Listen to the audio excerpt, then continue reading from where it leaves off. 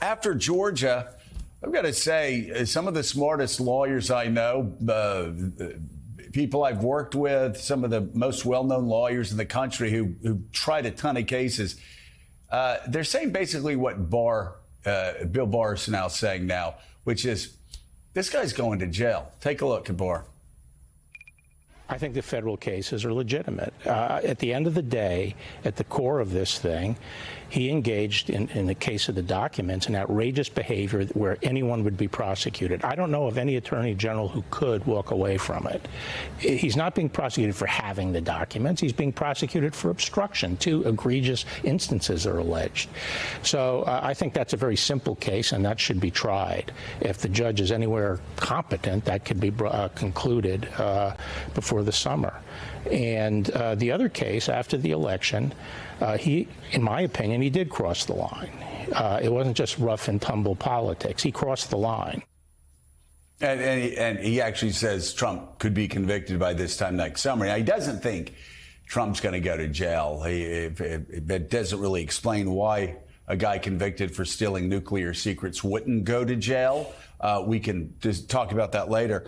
But just look ahead for us, if you will. You've got this Georgia case, this sprawling Georgia case. You've got January 6th, which I think actually is going to move pretty quickly, and the documents case. All of that happening between now and most likely Donald Trump's convention, except the Georgia cases, because it's so sprawling, will go. But you've got at least 2 federal cases and very real possibility of Donald Trump being convicted in the January 6th case and the documents case, even before the convention. So he'll be a convicted felon.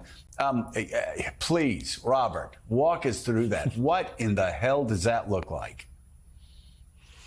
Well, I think what it looks like, and you see that calendar up on the screen, is you've got somebody who may well be the leading candidate for the Republican nomination who's going to spend the better part of January through maybe mid-June inside of a courtroom and not outside on the campaign trail. I can only imagine that the most valuable job in the Trump campaign may well be the scheduler, who has to figure out how he's in a courtroom in the daytime and how they get him to Iowa, New Hampshire, or South Carolina, or Nevada in the evening to campaign. I think it's going to be an extraordinary thing to watch. You see the prosecutors, Jack Smith, who wants to start in January in one of the cases, the late spring documents case, which, as the Attorney General said, seems to be a pretty open and shut case.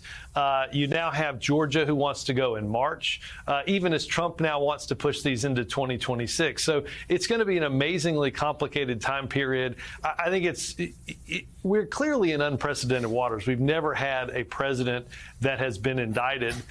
We're now into 4 indictments. We now have 2 indictments just in August. So to say this is uncharted waters is really a dramatic understatement.